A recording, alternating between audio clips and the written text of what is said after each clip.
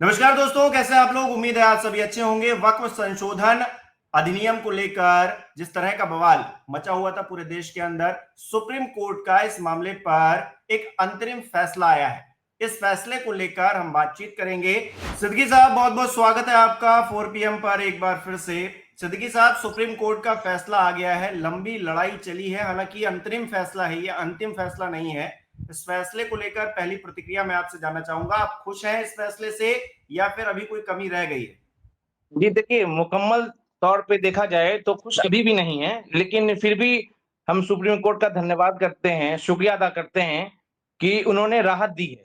जैसे कि आपने देखा होगा उत्तर प्रदेश के अंदर योगी आदित्यनाथ जी जो मुख्यमंत्री उत्तर प्रदेश के, उन्होंने सर्वे कराना शुरू कर दिया था और कलेक्ट्रेट हम्म। को, राजस्व अधिकारी को जो ज़िम्मेदारी दी गई थी, अब वो उस पे रोक लगा दी गई, जिससे उत्तर प्रदेश के मुसलमान राहत महसूस कर रहे हैं। मुझे लगातार यूपी से फ़ोन भी आ रहा है, बहुत खुशियाँ मना रहे हैं।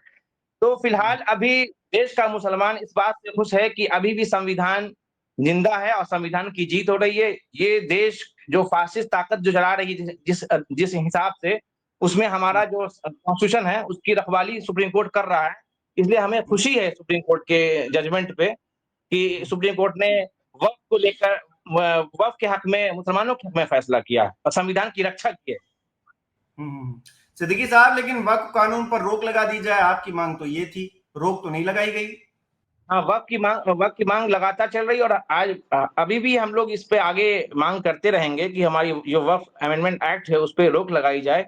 लेकिन इन्होंने सुब्रमण्य सर्वोच्च अदालत ने इस पे पूर्णतः तरीके से रोक नहीं लगाया है। उन्होंने ये कह दिया है कि ये पार्लियामेंट से पास हुआ है, इसलिए हम इस पे रोक नहीं लगाएँगे। कुछ चीज़ों पे उन्होंने इंटरिम ऑर्डर जजमेंट दिया है, जिसमें जो 5 साल का जो इस्लाम का जो शर्त था, उसे लागू नहीं किया गया है। दूसरा था कि भई उसमें जिला कलेक्टर या राजस्व अधिकारी तय करे, उसपे भी रोक लगा दिया है, उसपे कोर्ट तय करेगी। ये जो तीसरी जो माँग थी कि सेंट्रल वक्फ काउंसिल में 4 लोगों को रखा जाए, जो सेंट्रल वक्फ काउंसिल में 4 सुप्रीम कोर्ट ने तय कर दिया है कि 4 लोग होंगे, गैर मुस्लिम जो होंगे, और स्टेट वक्फ बोर्ड में 3 लोग होंगे।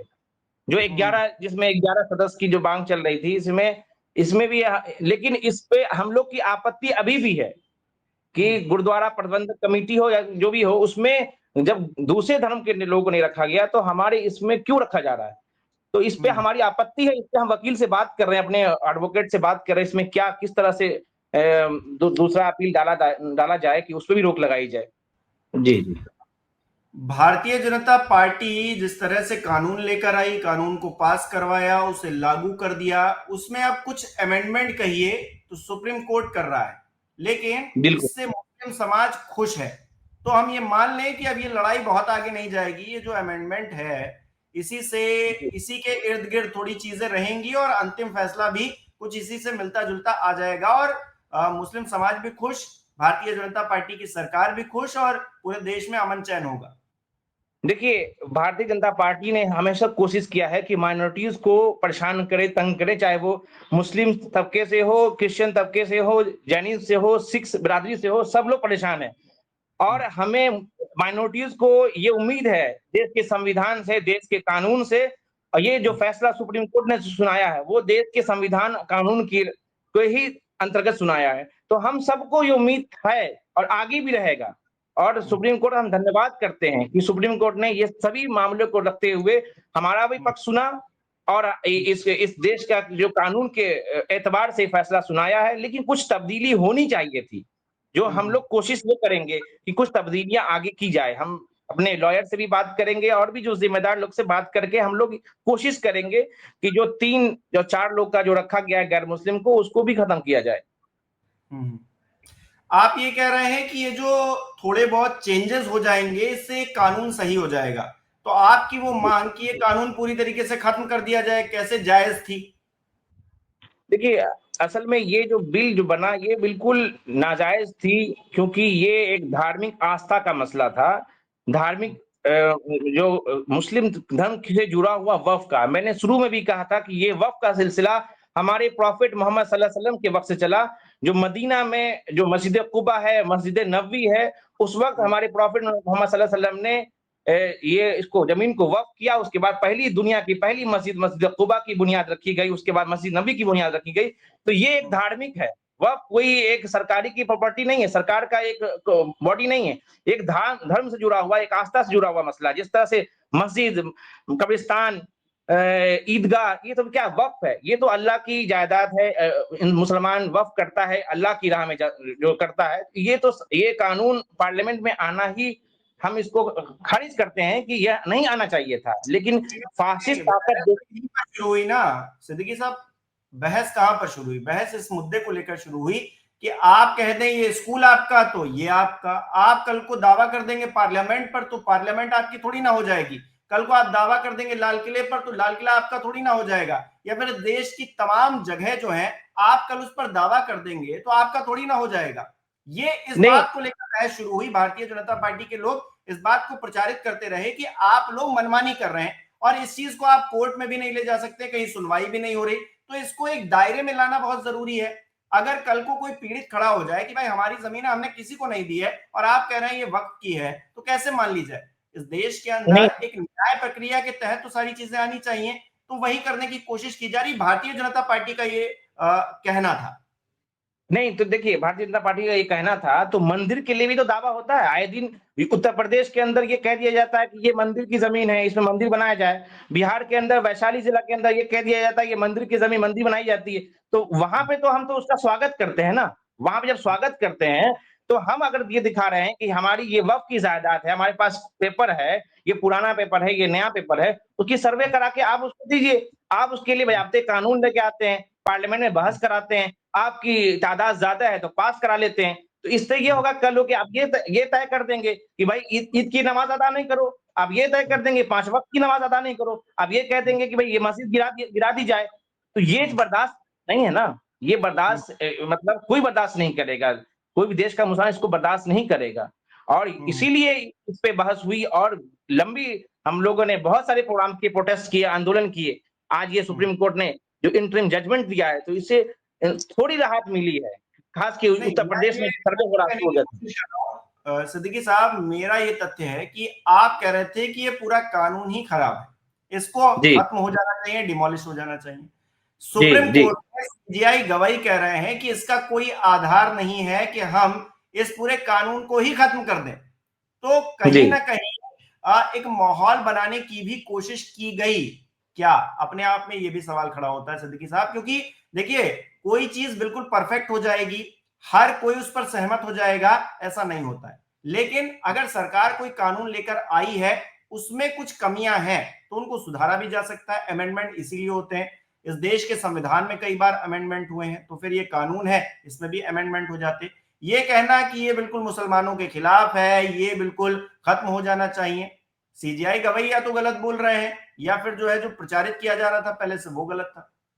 नहीं, देखिए, कोई भी अगर पार्लियामेंट से कोई बिल पास हो जाता है, तो उसमें सुप्रीम कोर्ट उसको एक्सेप्ट मानती है, क्योंकि वो पार्लियामेंट दोनों सदनों से पास हुआ है, राज्यसभा से, लोकसभा से पास किया गया।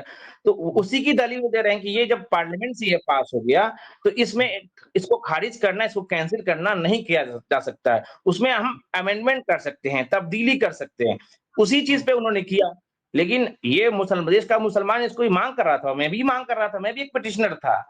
मैं ये भी मांग कर रहा था कि इस कानून को कैंसिल किया जाए। सुप्रीम कोर्ट से अपील किया था कि इसको कैंसिल किया जाए, लेकिन कैंसिल नहीं किया गया, क्योंकि ये एक धर्म से जुड़ा हुआ मसला था। ये एक ठीक है सिद्दीकी साहब, ये तो सुप्रीम कोर्ट की बात हो गई, राजनीतिक तौर पर थोड़ा बात कर लेते हैं। कांग्रेस पार्टी वोट चोरी का आरोप लगा रही है, तमाम चीजें हो रही हैं। इससे पहले वक्त का मुद्दा बहुत चर्चाओं में रहा, राजनीतिक तौर पर बहुत बयानबाजी हुई। आपको लग रहा है जी सुप्रीम कोर्ट का ये जो अंतरिम फैसला आया है, इसके बाद में जो एक खींचतान थी, कहा जा रहा था कि क्या ये एक सियासी मुद्दा बन जाएगा, उस तरफ अब चीजें नहीं जाएंगी? बिहार का जो इलेक्शन होने वाला है या फिर और भी इस देश के अंदर इलेक्शन होंगे, 27 में उत्तर प्रदेश में भी इलेक्शन होना है, तो फिर उस तरफ चीजें नहीं जाएंगी जहां पर वक्त को लेकर सियासी माहौल बनेगा। सुप्रीम कोर्ट का फैसला आने के बाद क्या इस बात की उम्मीद की जा सकती है? नहीं, देखिए, सुप्रीम कोर्ट का हम स्वागत करते हैं और आगे भी करेंगे, क्योंकि हमारी वो सर्वोच्च अदालत है। लेकिन सियासी मुद्दा इसलिए भी होगा क्योंकि ये आपने, भारतीय जनता पार्टी ने इस देश के कानून को तोड़ने के लिए, इस देश के मुसलमानों का बंटवारा करने के लिए ये कानून लाई। ये कानून ये लाई, तो ये भाजपा ने या सरकार ने इसको विड्रॉ नहीं ना किया, ये तो हम सुप्रीम कोर्ट से जीत रहे हैं ना, लड़ रहे हैं, मेहनत कर रहे हैं, कुर्बानी दे रहे हैं, आंदोलन कर रहे हैं, तो ये हम सुप्रीम कोर्ट से जीत रहे हैं। ये इसमें भारतीय जनता पार्टी का कोई रोल नहीं है। तो भारतीय जनता पार्टी ने इस कानून को लाकर मुसलमानों को बांटने का मैं कह रहा हूं कि आप जीते नहीं है पूरी तरीके से। देखिए, अमेंडमेंट कहीं पर हो जाए तो आपका जीतना हो गया। आप जो दावा कर रहे थे, आप तो कह रहे थे ये कानून ही खराब है, इस कानून को खत्म हो जाना चाहिए। सीजेआई का भी कह रहे हैं इसका कोई आधार नहीं बनता, तो आप जीते कैसे हैं जरा ये बताइए। क्योंकि अमेंडमेंट होना अगर आपकी जीत है तो फिर तो बहुत सारी चीजों में अमेंडमेंट होता है, तो हंगामा ही नहीं होना चाहिए किसी बात को लेकर।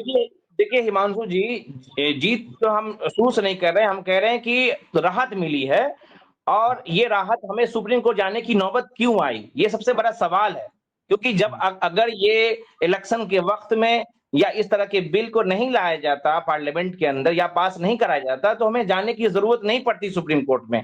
तो हमें कोई भारतीय जनता पार्टी या सरकार ने कोई राहत नहीं दिया है, हमें राहत सुप्रीम कोर्ट ने दिया है। हमारी लड़ाई बीजेपी से है, फासिस्ट ताकत से है, आरएसएस से है, और रहेगा इंशाल्लाह। और पूरी इस संविधान की रक्षा करने के लिए देश का मुसलमान ही नहीं, हमारी पार्टी कांग्रेस पार्टी भी लड़ रही है कि देश की संविधान की रक्षा की जाए। देश का संविधान को जो इसे खुर्द करने में लगे हुए हैं बीजेपी की, इस रक्षा करने के लिए राहुल गांधी जी वोट अधिकार यात्रा निकाला बिहार के अंदर।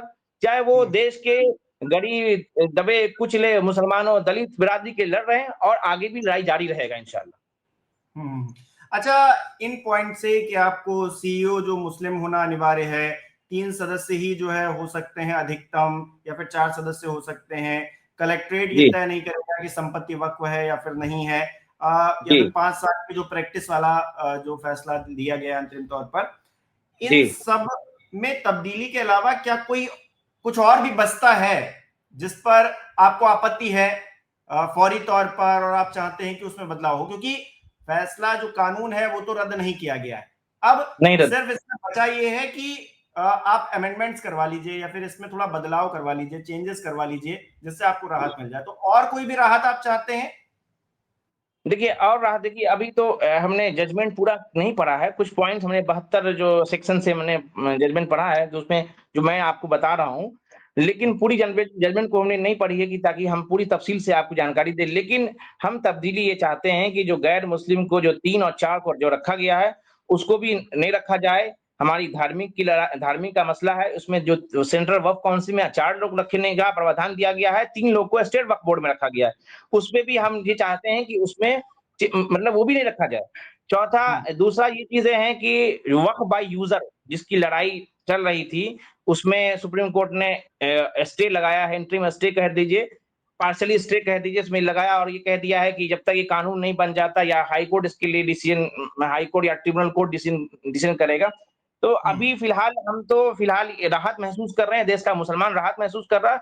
कुछ टेक्निकल पॉइंट्स है उसको स्टडी करेंगे, हम अपने लॉयर से बात करेंगे, तो फिर हम आगे भी इस पे सुप्रीम कोर्ट में चैलेंज करेंगे, आगे भी कुछ आर्टिकल्स को, कुछ धाराएं को लेकर। बिल्कुल, जब पूरा फैसला पढ़ा जाएगा, 24 घंटे 48 घंटे 1 हफ्ता लगेगा सब चीजों को पढ़ने में, देखने में। ठीक है, बहुत बहुत शुक्रिया हाजी साहब हमारे साथ जुड़ने के लिए, तमाम बातचीत के लिए। हमें उम्मीद है कि आपको थोड़ी राहत मिली है, अब ये राहत थोड़ी और राहत में तब्दील हो और इस देश में अमन चैन कायम हो, किसी भी चीज को लेकर सहमति से आगे बढ़ा जाए। हमारा इतना बड़ा लोकतंत्र है, और इस लोकतंत्र में इतने हिंदू मुसलमान, मतलब हिंदू है उतने मुसलमान भी इस संविधान के तहत उतने ही इंपॉर्टेंट है, महत्वपूर्ण है, तमाम धर्म के लोग भी महत्वपूर्ण है। बहुत बहुत शुक्रिया सर हमारे साथ जुड़ने के लिए। Thank you Mansu ji, thank you. तो कुल मिलाकर दोस्तों, सुप्रीम कोर्ट का एक अंतरिम फैसला आया है, जिस पर हाजी साहब तो खुशी जाहिर कर रहे हैं, तमाम चीजों का जिक्र भी कर रहे हैं जहां जहां उनको राहत मिली है। हालांकि भारतीय जनता पार्टी को अभी भी क्रिटिसाइज कर रहा है। आप किस तरह से देख रहे हैं इस पूरे मामले को, मुझे कमेंट करके जरूर बताइए। इस वीडियो को लाइक कीजिए, शेयर कीजिए, और हमारे चैनल को सब्सक्राइब नहीं किया है तो वो भी जरूर कीजिए।